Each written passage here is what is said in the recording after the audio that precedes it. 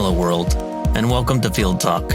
I'm your host, Craig Sheffield, and today my guest is Daniel Fernandez, a theoretical physicist and co-founder of a new company called Fléttan. In this episode, we're diving into the world of research and academia, exploring the delicate balance between personal interests and external pressures, as well as the importance of staying updated with current trends in the field. We'll be exploring the journey of our guest as he shares insights from his experience in theoretical physics, his journey to founding Fléttan, a company focused on remote sensing and soil erosion in the Arctic, and the challenges and triumphs of pursuing a successful academic career. From discussing the value of pursuing specialized skills to navigating the pressures and uncertainties of academia, this episode is packed with valuable insights for anyone interested in research and the pursuit of knowledge. So, join us as we venture into the world of academia, remote sensing, and the future of research with the brilliant Daniel Fernandez on this episode of Field Talk. Let's go. Welcome to the show. I hope you're well. How are you today? I'm great. Thanks for having me. Thanks for being here. Right now, I believe, if I'm not mistaken, are you actually in Spain now, or where are you located currently? Yes, I am based in Barcelona currently. Barcelona, awesome. I hope to get there sometime this year. I'm actually shooting to travel over to that area, at least for maybe a week or two in Spain, go to Portugal, and then hit some southern part of France, I'm hoping. So I hope I can go over there and see what it's like. What is the weather like, and how are things going? Well, it's very nice. I recommend it. Very nice for a vacation. Yeah, short period of time. That's probably all I can do currently. So how long have you been in Barcelona exactly? About 3 years. I came here right before the pandemic, beginning of 2020. Oh, I guess that's an interesting time to just pick up and move somewhere, and then all of a sudden you're kind of stuck wherever you are. It was really terrible, very challenging in many aspects. Yeah, I'm sure. Well, everybody was in a difficult state during that time, and you were certainly no different, but probably not better off being in a new environment. I hope they were taking care of you. Well, why exactly did you go to Barcelona? I did my PhD here, and I remembered it as a very pleasant time of my life. So I wanted to go back and revisit it and see how it felt to be back here. And once I was back, things started rolling. So that's why I'm still here. And by the way, I think the pandemic period wasn't, like, maybe without that, I wouldn't have had so much time to devote to this startup idea, because that's when we were getting started with it. So, there's a positive side. Yeah, I think a lot of people kind of dug into different projects that they had either lying around, maybe it was in the background for a while, or maybe just some wacky ideas they had. I know some people that were just building computers and getting into whatever, starting a podcast or doing whatever they were. So you were busy building a company, I suppose, during that time. Can you tell me a little bit about that? Yeah, it actually started with some colleagues of mine back in Iceland, and they get involved in a competition which is organized by a program of the European Union called Cassini. And they were actually able to come up with this really great idea, and they won the competition. So that gave us access to experts and to, basically coaching calls and advice and resources, and also 5,000 euros.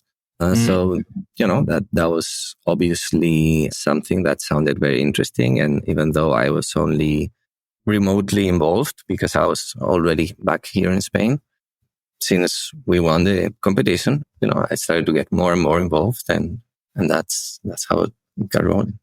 So this company, I know I'm going to just butcher the name, but Fléttan, I believe. Fléttan, yeah. It means lichen. Okay. Yeah, I've heard people say it lichen and lichen, but I understand what you mean. I always think, usually I'll see something and I think it's a moss, and one of my other friends, he may correct me and say, well, I believe this is probably a lichen here. And I'm like, I don't really understand the difference. Do you happen to know the difference between these two things? They look very similar, no? Yeah, I mean, moss, it looks more like grass, I guess. It's soft. You know, if you step on it, whereas the lichen is flat. It's like a surface. It doesn't even look like a living being. It is a breath. Okay. I see. So it's more almost like maybe an algae type of thing that might cover. Yeah, exactly. It looks like algae. All right. Interesting. All right.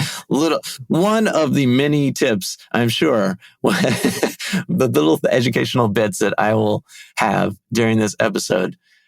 But tell me a little bit more about Fléttan and what the goal is for the company and what you're doing currently. Okay, so the context for what we are doing is called remote sensing. This is a fairly new area of study because in recent years, satellite data has become more and more available. In particular, we work with a European satellite called Sentinel-2 specifically, and this was launched in 2015.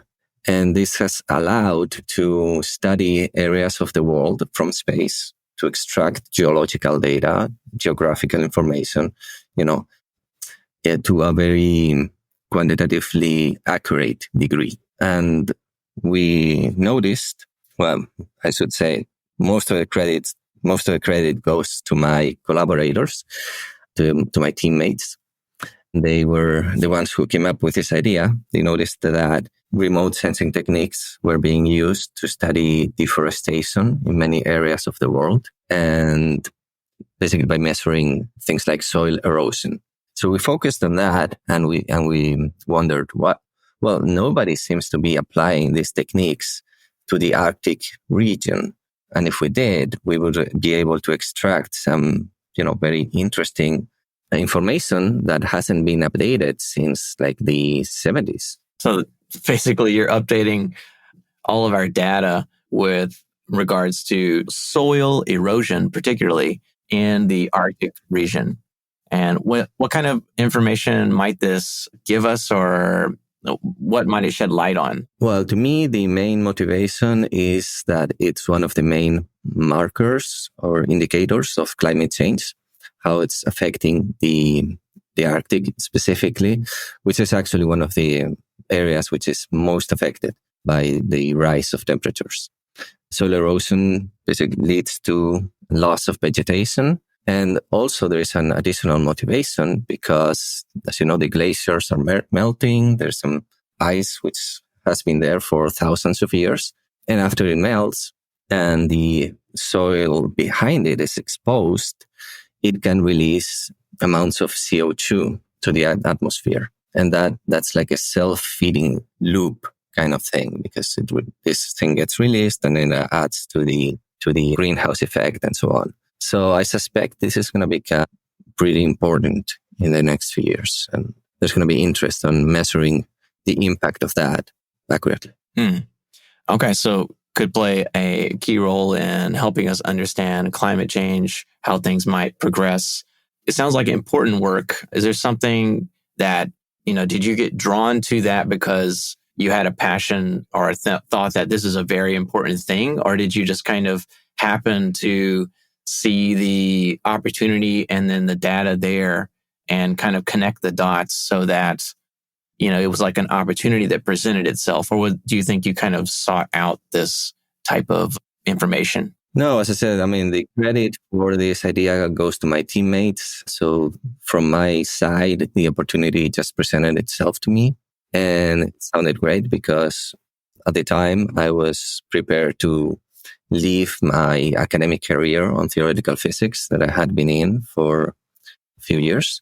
And I was looking, I was hoping to find something which would allow me to apply the knowledge that I had, and all the technical stuff that I had been studying, and to put that into something that could be actually useful for people or for the world as a whole. And this kind of fit the bill very well. So it was very exciting at that time. It sounds like a great opportunity.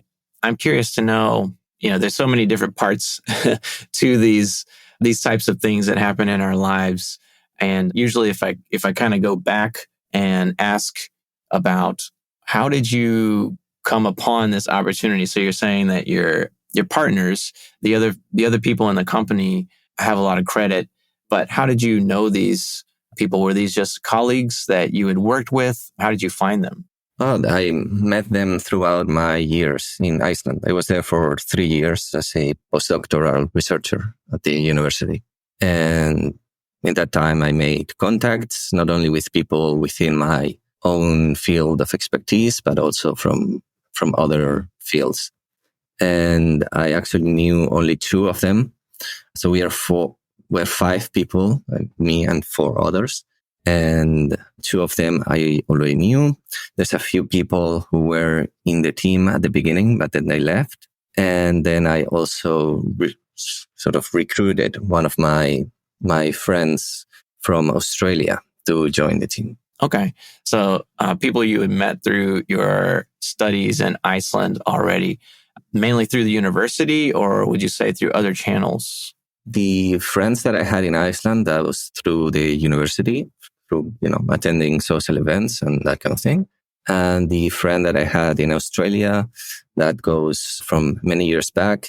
She also has a PhD on theoretical physics. That's closer to my field, although her specialty is cosmology. Okay.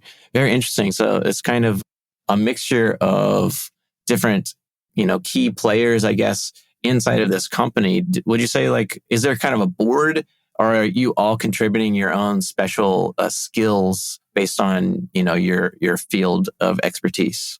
Yeah, I think I was lucky to be surrounded by people from these different fields, because everyone is an expert on its own, little thing. So we come together to work very well as a team, and we distribute tasks and responsibilities. We have meetings every now and then, and, we get to a conclusion of what we should be doing next. And there's, a task that everyone is supposed to fulfill after that. And it's very natural to divide what each person should be focusing on, just based on what they're good at. I'm curious if there's a kind of hierarchy or some kind of structure within this company. Are there, say, teams of people who have a very special role, say, to do some type of research, and then another group of people that may be on kind of a front end, or that's going to present the information to someone that could utilize it? Or is this kind of, all of this information is just open for anyone to use? So you just simply have something like a record, some kind of database that it's all stored in, and then anybody can access it? Or is your company actually own the data that you are collecting? Yeah, we got the data that we are working with. We got it from the Soil Conservation Agency of Iceland, which are our main collaborators at the moment. And everyone in the team has access to this information. And I wouldn't say that there's a hierarchy of people, but when we organized ourselves as a company, we did give each other names. We have a CEO that is someone who specializes on the business side of the project, which, by the way, I found out that it's really important when you're starting with a startup project like this, to have someone who is just focused on that side of the project. By the way, we also included a new person recently who is also going to be taking care of the business side of things. And then the 4 remaining people, we have a technical background, but each one has studied different degrees, right? So as I said, it's quite natural to distribute technical tasks among us. I'm just trying to get to, the company and how it was structured, so that, is it mainly focused on providing this data so that it could be sold to kind of profit off of that? And then who are the people who are using that data, I guess, essentially? Mm-hmm. Yeah, right now we have finished this a map of the soil erosion in Iceland, soil erosion risk. That's how we call it, but it's actually a measurement. It classifies soil erosion effects from 0 to 5. And this is available a platform called Ellipsis Drive for a fee. So if you want to access some, like, you can get an overview, but the map is like 10 by 10 meters resolution. Like every pixel is 10 by 10 meters. And if you want to have access to that high resolution data, then, there is some fees that you're supposed to pay depending on how great is the area of interest that you want to check.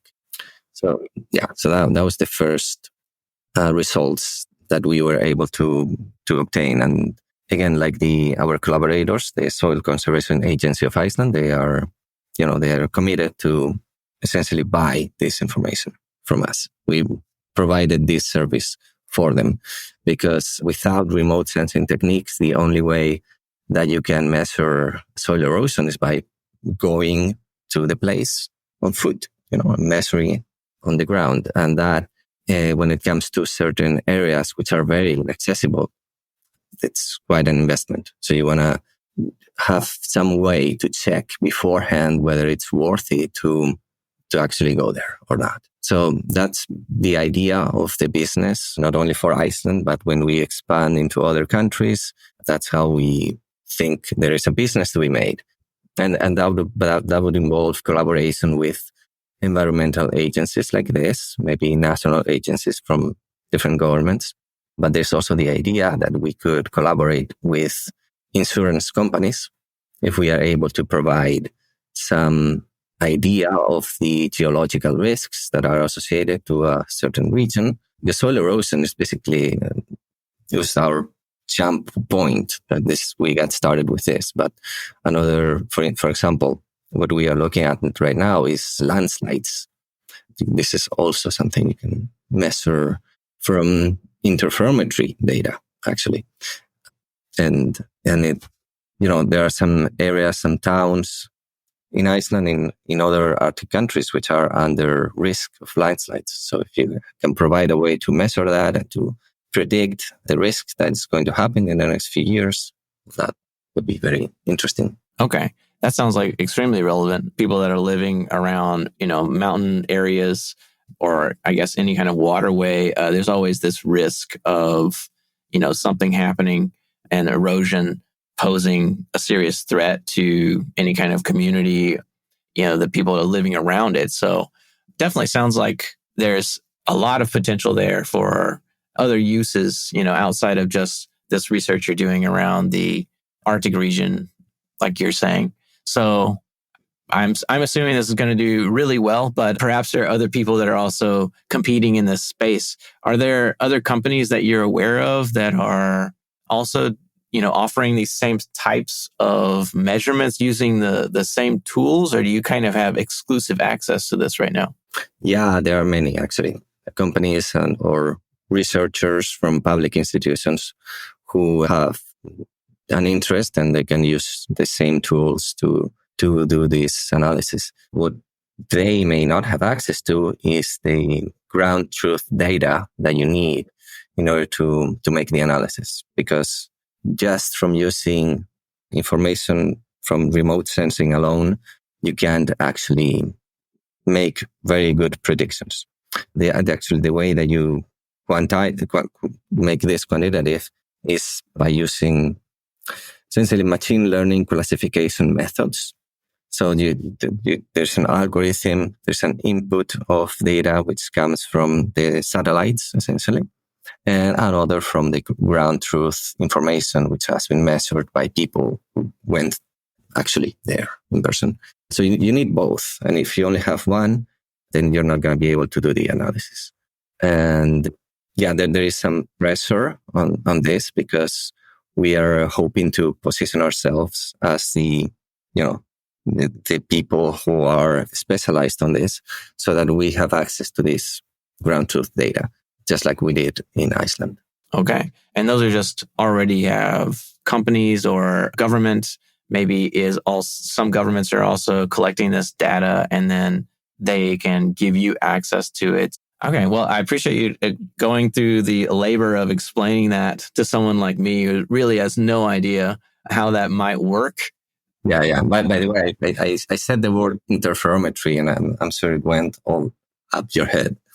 Yeah, I don't understand the whole idea. It's like breaking the word down, looking at it here in front of me, I'm still a little perplexed about it's internally, and there's almost like inferno in there with like is something to do with heat, and then metry, like you're measuring something. So, but then there's analysis after it. And so what does that mean exactly? Yeah, that was a nice try, Craig. This word refers to a technique used to measure distances by using waves. And the wave can be, for example, a laser. So you shoot a laser through a long distance that, you want to measure. It bounces back, gets back to you, and then you can measure the difference between the phase of the wave that was sent versus the one that got back. There's this phase difference. Then if you do it again and the phase difference has changed, that's an indication that the distance has also changed. So you can use this in the context of what we are doing in Fléttan. These satellites, they are equipped with something akin to radar. So they send a signal down to the earth, and it bounces, and it's measured back again. And by keeping track of these phase differences and doing some complicated statistical analysis, you can get down to measuring land deformations. That would be changes in the distance between the land and the satellite down to the level of millimeters. And that's how you can predict things like landslides, because you can notice that the land is moving some barely noticeable distance. I understand. Yeah, I never thought about this application of waves. Like I work with waves and sound, and I'm thinking about acoustics and things like this, but really I never thought about this application of a wave and you being able to measure a distance, but it's only relative. So no, you probably can determine exactly the distance just by one single wave, could you? No, actually, because there is an ambiguity in the wave, the phase of the wave takes a value between 0 and 2 pi. So you can, if the phase difference is less than 2 pi, then that's, and that amounts to relatively small change in the distance. So you wouldn't be able to actually measure land deformations, to the level of meters or something. That rarely there's need for that. And by the way, this also became quite known within my field recently, because this is the technique that was used to measure gravitational waves. Maybe you've heard about this. I mean, I don't know where to go with that comment exactly, but string theory and space-time, I don't really understand any of these things that people will bring up. They're discussed, but since it seems theoretical, and I guess it is exactly theoretical, but is there a way to help me in terms of space-time? Because my understanding of it is so little or non-existent. How could you describe that to me where I can understand how this might affect me or something in my environment on a practical level, right? Well, I guess it wouldn't. This question that you're asking, it reminds me of when a teenager in physics class would ask, when confronted with stars and galaxies and the structure of the universe, why should I care about this? But as an adult, you come to an appreciation of these insights from physics and how, the genius of the human mind has brought us to a point that we can understand these huge things from nature that would have been mind-blowing to our ancestors. So this is basically the next step after that. The basic high school understanding of physics, it leads to, it over time, you can come up to things like general relativity and quantum physics. And, all of these things are expanding your understanding. And the idea of space-time actually comes from the theory of relativity from Einstein, which I think it's one of the greatest discoveries in the history of mankind. the idea that time can be understood as a fourth spatial dimension. This basically what's the practical application of this? Well, there's only a few, like a GPS is one of them. You need the equations of general relativity for it to work accurately. But I think the motivation should be that this is what actually gives meaning to our existence, to break through frontiers of knowledge. Okay. I mean, it certainly piques curiosity. And, like if you do continue to ask questions, and I mean, everybody does, but at some point there's like this barrier for a lot of people probably where you go, I don't know how I might utilize that. But when you mention something like GPS, for instance, many people will definitely relate to, oh, I use GPS. It's on my, device that's in my pocket, probably. It might be in my car. And many different things are utilizing this technology. And you're telling me that this is using the basic principles that Einstein discovered or, elaborated for everybody. And that's why we have this technology. That's why we can do these things. I can send a pen on my phone to somebody else and they get that GPS coordinate and they know that it can take them approximately, 20 minutes or whatever to get to that other location.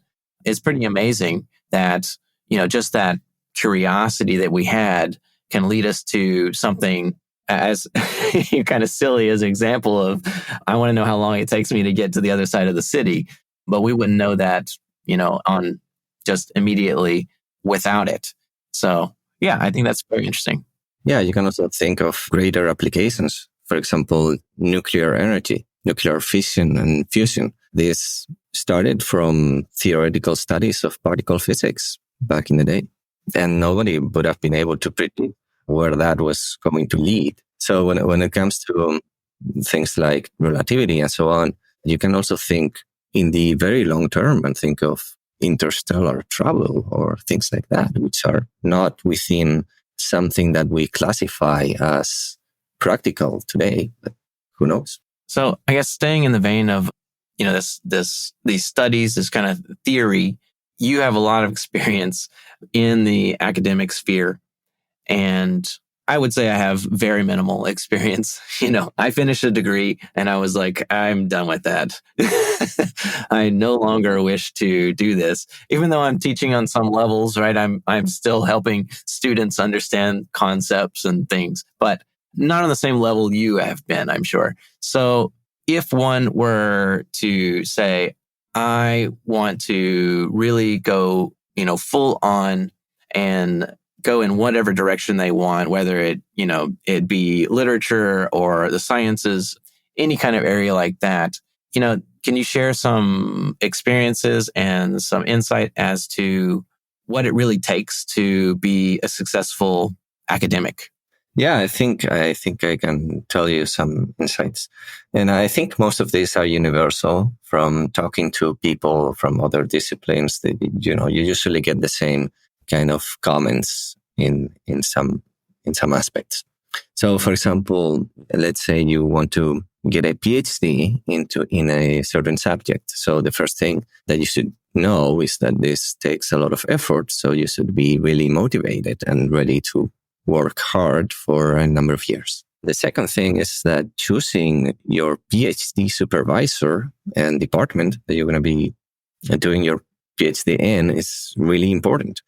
And you should be making that choice carefully. Particularly, something essential, I think, is to talk to other students, either present or past, people who graduated from that department. And so you can get an idea of how they work there and what their impression was. And especially they can give you warnings in case that's not a very nice place to work.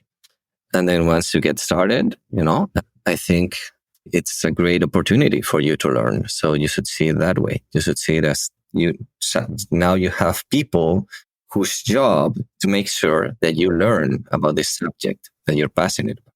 So even though, it's going to be challenging at the beginning, you shouldn't forget that.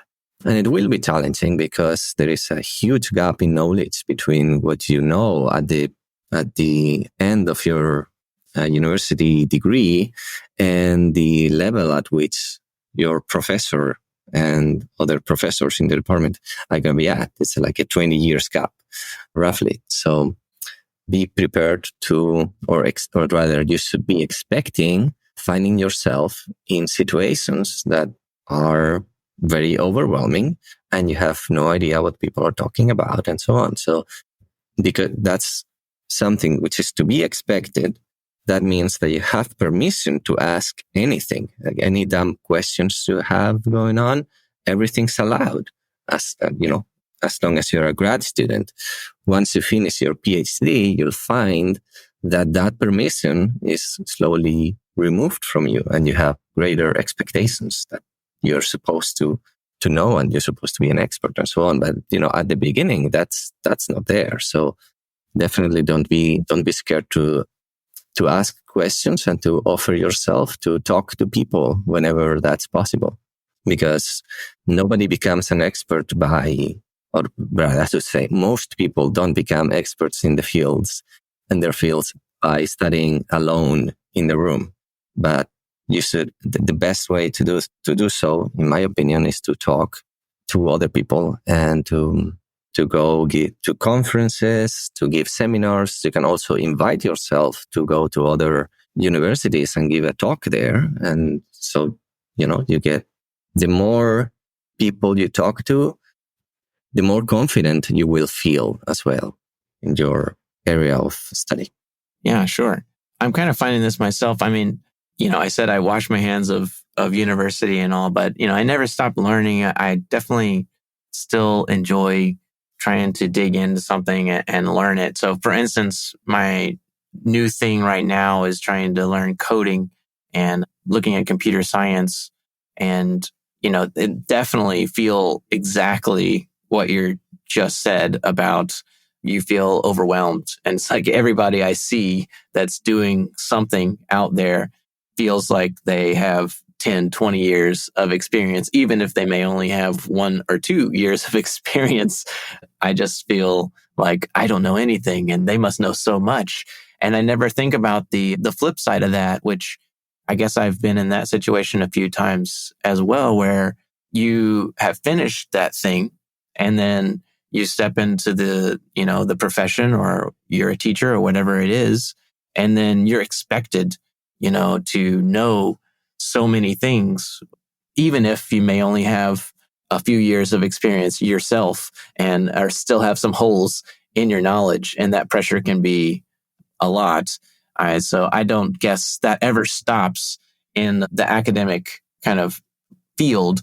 You never stop having that kind of pressure, but you're saying that as you're a graduate student, as you're a student, it's okay to ask those questions. But when you kind of cross over and you get that stamp, that certificate, the diploma, then it's almost like it's even more daunting, I guess. Do you feel that? Well, yes, but you're also more knowledgeable at that point. So in practice, at least for me, it didn't become more daunting. It actually became more enjoyable. I was no longer having constantly doubts about what I was doing and gaps in my knowledge all over the place. So I think the combined effect is more positive than negative. Okay. Well, that's good to hear. At least there's that to look forward to, that kind of confidence boost that comes with completing that. But it takes so long, right? I was hoping you could share some of your stories, or maybe stories of other people that about maybe their struggles in finding their path, maybe finding the advisor, like you were saying, that's such a critical moment. So when it comes to your advisor, I was actually the first PhD student of my supervisor. So I was working with someone who was very excited to have me. And I think that made a really big difference. And I remember some of my colleagues, other grad students from my department, who were very much struggling to get even a weekly meeting with the person who's supposed to be supervising you. So the experience of the PhD can be widely different depending on what the style of your supervisor is. And regarding struggles moving forward, I think in my field, at least because it's not so motivated by economic production, right? You're not producing anything that has practical applications driven by external motivations. So that I think that's something beautiful about studying theoretical physics as opposed to applied physics, in which, you end up having to study whatever is considered to be more profitable or whatever it is. So you have to compromise a lot on your research interests. But if you're in a field that is not so compromised by this, and you are given the freedom to get interested in whatever you want, I think you should use that freedom, because even in something like theoretical physics, I would still see people, and I'm guilty of that myself, who had their interests in something, but then they were working on, or they were applying for grants based on something completely different, just because they thought that that's what is more interesting for people in the community or things like that. And that has the side effect of making you lose motivation, because you're not working. You wish you were working on such and such, but actually I'm here having to read all of these papers and, work day after day on this thing, which is not so interesting to me. I hear you on that.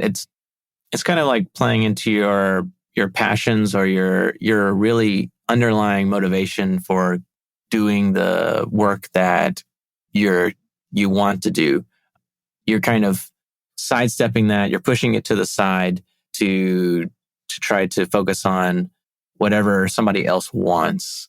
I can see that in, any kind of art project. The projects that I've worked on where you have somebody else basically that has to give you the okay to do something. So you feel like your hands are tied a little bit, where it's like, well, I think it should do this and I might present that, but I don't really have the final say in the outcome of it because it's somebody else's project and I can't do what I want. So there has to be some kind of balance where you are staying true to who you are and what is important to you at the same time. But so how do you balance that exactly? You're talking about applying for grants, writing proposals and these types of things.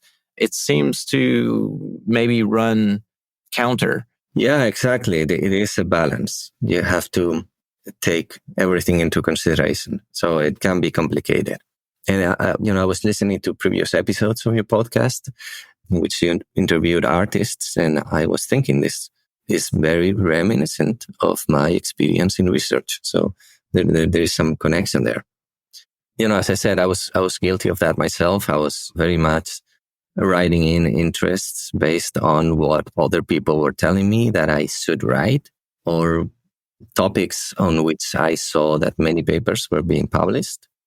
So I think maybe the way to balance this is you have to have a good intuition of the currents of interest that are going on in your field.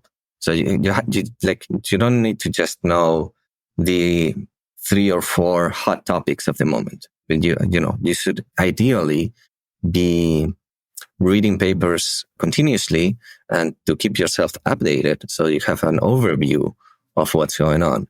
And by the way, when I say reading papers, doesn't mean that you read them completely from start to finish, but you can sort of read them diagonally, and that gives you more time to, I think you should prioritize quantity over quality when it comes to reading as a researcher.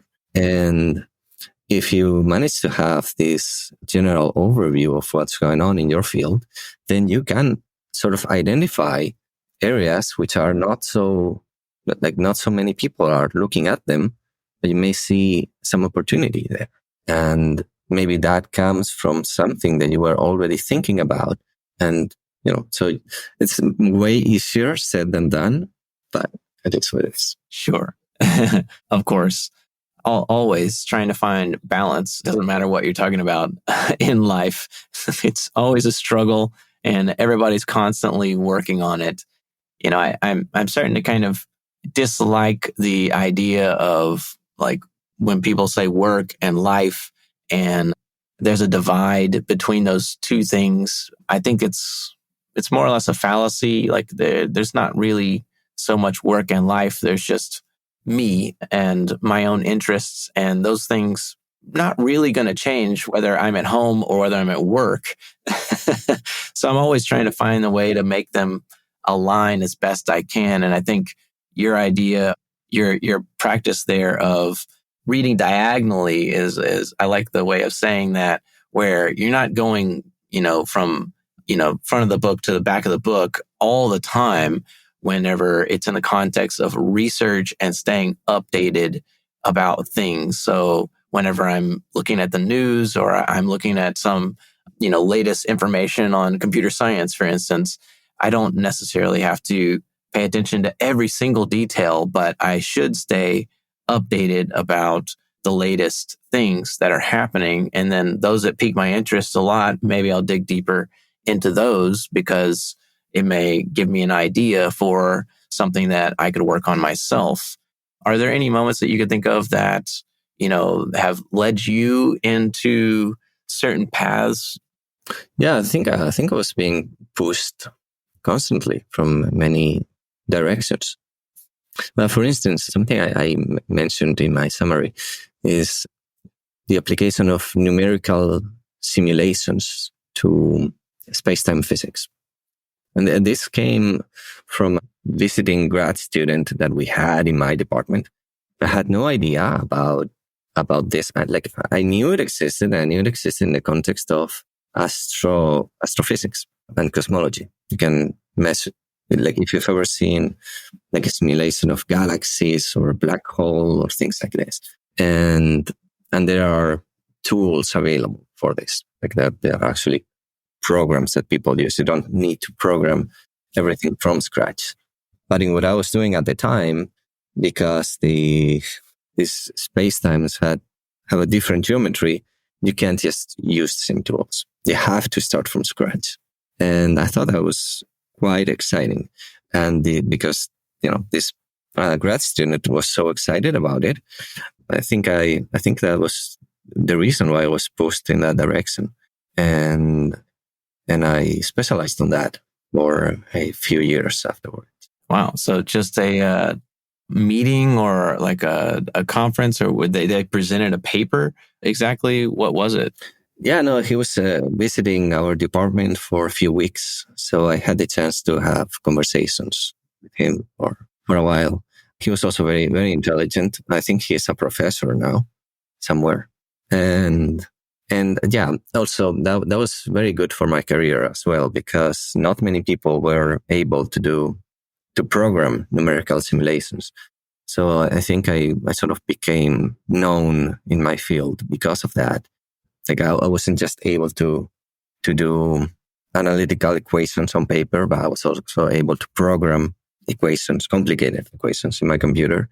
And that was when I started getting into coding, which I hadn't really studied as much during my PhD. And that's something that I'm using daily now in my job and in my startup project.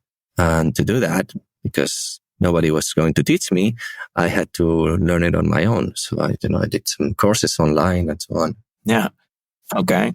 That's great to hear. I mean, I've always thought, I use computers so often. Like, why don't I know more about how to make them work for me?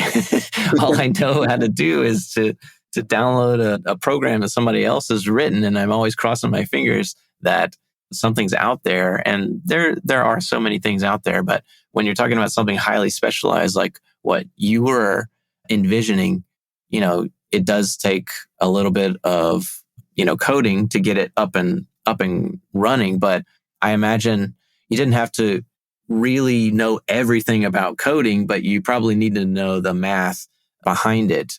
And so you just married those two things together and came out as something unique. Yeah, I think that's a way of learning. You have one specific goal in mind, one specific problem that you want to solve. And in the process of working on that, you sort of, start picking up whatever you need and start learning little by little. So that's one way. And I think it's a very, very efficient way. Something I was thinking of saying also is the importance of having your own initiative. So oftentimes grad students, they just do whatever they're told. And even like postdoctoral researchers, they're still doing whatever they're supposed to do. And initiative can come in different forms, such as, you may decide to organize a conference from scratch, or you can volunteer yourself to give a course on some advanced topic that you know about for either for undergrad or grad students, or maybe designing a website that contains all of your research available, not only for people in your field, but also for people like you, sort of like popular physics, popularizing your research, things like this. Yeah. Having your own kind of goals. I hear that a lot with people that are building portfolios. You can't just, copy paste, if you will, somebody else's portfolio and kind of present that as your own, because it lacks some authenticity, that originality, or whatever, that je ne sais quoi, whatever that thing is.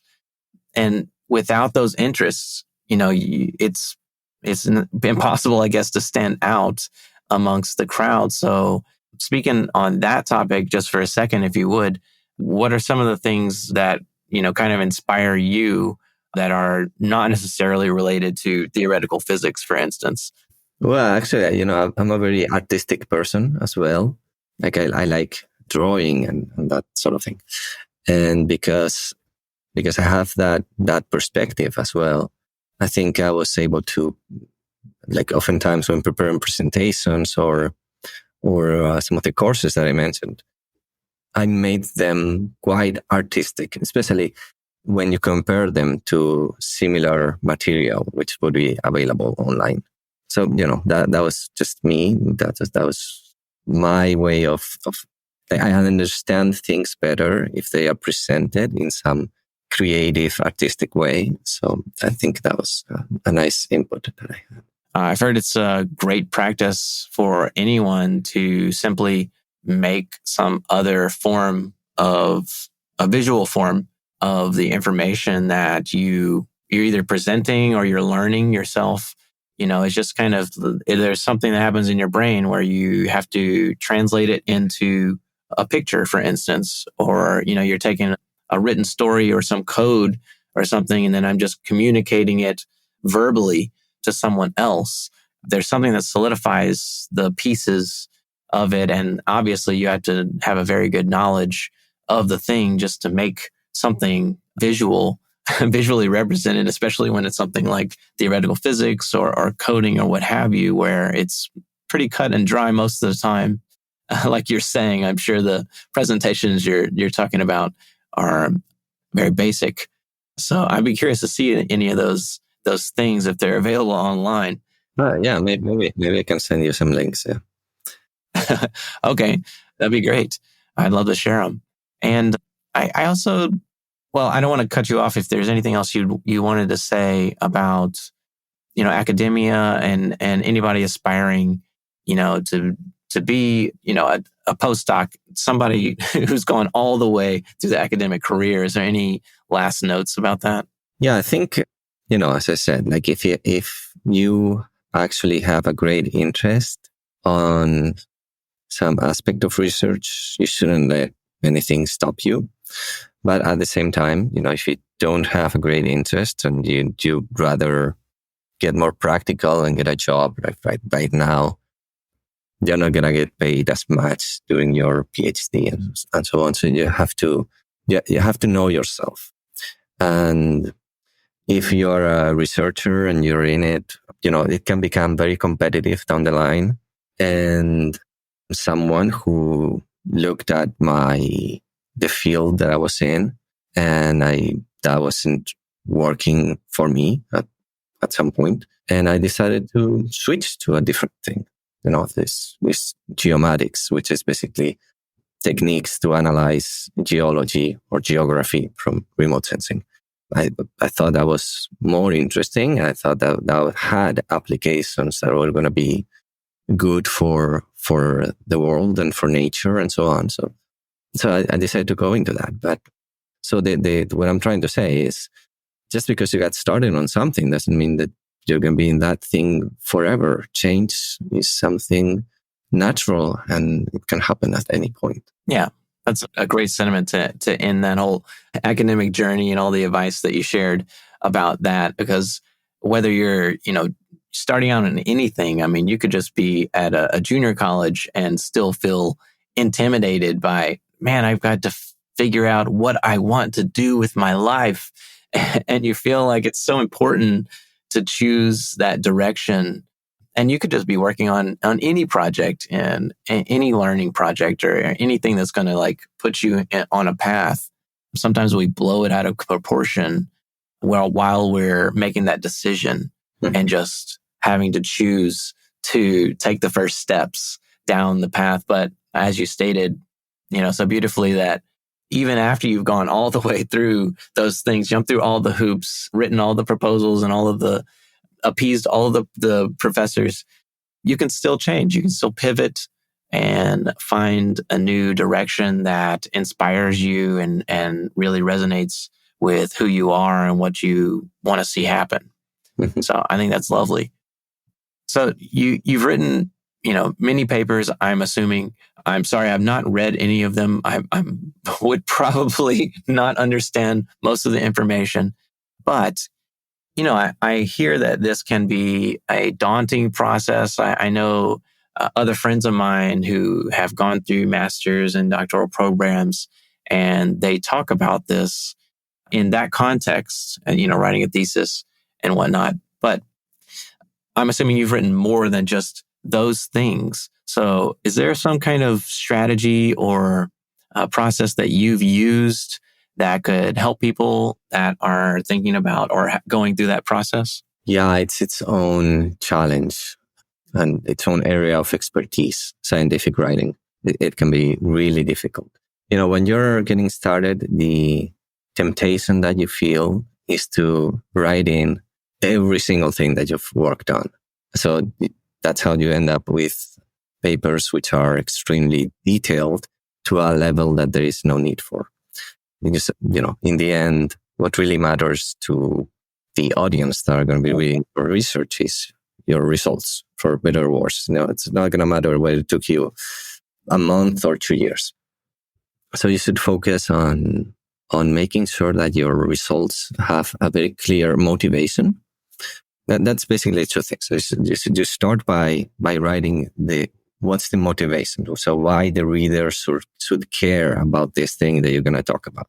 And then you're going to finish your paper by presenting your results in the most clear way. And that also involves making figures and charts and tables and all of that.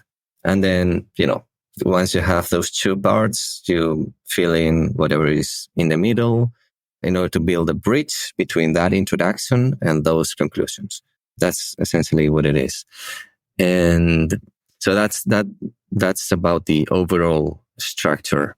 And then when it comes to the writing, line by line, something I see a lot is that people, because scientists are not specialized in writing, they don't know literature or things like this. So they're going to be writing lines after lines, which are disconnected from each other. Just different thoughts. I have this thought, I'm going to write it. I have another thought, I'm going to write it as well. And, you end up with this disjointed text, and that makes for a very challenging reading. So, if you want your paper to be compelling, attractive, you want people to actually read it, it's probably a good idea to make it easy to read. And, that just amounts to having some common sense in imagine yourself as a reader, make sure that every sentence is connected to the previous sentence and there is some sort of narrative flowing through this. So, it's very important to present accurate statements And maybe that should be the priority, but that's not the only thing that matters. So making it easy to read and to flow, that's another aspect that you should be taking into consideration. I like the idea where you said you kind of you say your premise, you have that target that you're aiming for, and then you're trying to think about all of the details that can help the reader understand that thing. So the illustrations are, graphs, charts, things that are going to make it easy to digest. And then filling in the middle part, the how to get from the beginning to the end, going line by line, is not always the best approach. It does obviously need to be proofed. You need to read through it to make sure that you're communicating your ideas kind of all together so that somebody can understand it, not just one sentence at a time, but as a paragraph makes sense all together. And does this paragraph line up with the next paragraph so that it all flows? Yeah, it's just actually the basics of narrative writing, but it does happen to be ignored in scientific writing quite often. And when it gets peer reviewed, the reviewers are only going to care about the accuracy of your paper. So they're not going to be commenting on these things. Well, it's been great talking to you today. I know you've definitely pushed me to try to stretch some of the things that I know and remember from my science classes. Well, I hope I motivated you to look more into them and to learn more about physics. Yeah, I read like a really basic book, I think is named, I mentioned him on my first podcast episode. It was a short history of nearly everything. It's kind of like a pop science book where he's talking about everything from the Big Bang, like kind of the best idea of the beginning of the universe that we can come up with currently, all the way through, the future and what that might hold for everybody. And maybe, just to wrap it all up, talking to you here, like, what do you think about some of the future and what the potential might be for us? What might happen? Oof, the future is hard to predict. No, there is a lot of potential for disaster, actually. So you can become pessimistic when it comes to things like the energy crisis and the slow process in renewable energies and so on. But you can also get excited about the potential that is offered by science.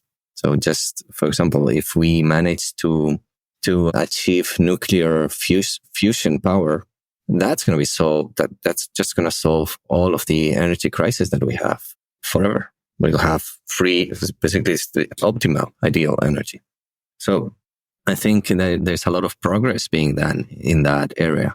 And even without nuclear fusion, I think there's a lot of potential for renewable energies and so on. Then there are other areas like space exploration. I think there are some very interesting projects which are heavily underfunded, and we should be putting a lot more money into that because I think, again, it unites us as a species to be, for all of these countries to be working together for these common goals, so on, instead of fighting each other. And in physics, I would expect some mind-blowing discoveries in the future. For instance, there's the mystery of dark matter. I don't know if you ever heard about this. It's basically like an invisible matter that appears to be out there in the universe, to the extent that possibly like 95% of the universe is this dark matter. So, and then, regarding my own research, the holographic principle and string theory and so on, there are very intelligent people working on this. And who knows if we ever discover that there is actually something like extra dimensions of space, that I think that would be the greatest discovery in the history of science. Yeah, there's so many possibilities and great, interesting things to go and dig into, go and find your nearest university, your nearest science book or professor or anyone around you, have an interesting conversation about them, get curious about these things, because there's been so many points in our history. It's so easy to open the book and point at something that has just changed everything. Just a few key discoveries can really change so many things. Well, thanks so much again. And I hope you have a great rest of your day. And maybe I'll catch up with you in Barcelona, maybe later this year. Who knows? Maybe I'll send you a message. Let me know if you happen to be here. Okay. Take care. Yeah, you too. Bye. As I wrap up this enlightening conversation with Daniel Fernandez, I find myself reflecting on the importance of finding a balance between personal interests and external pressures in the academic journey. Daniel's experience and expertise shed light on the challenges and triumphs that come with pursuing a successful academic career. Our conversation highlighted several valuable takeaways, but here are 3 that stood out to me. Number 1, stay updated and identify opportunities. Regularly engage with current research and trends in your field to identify potential opportunities and areas of interest.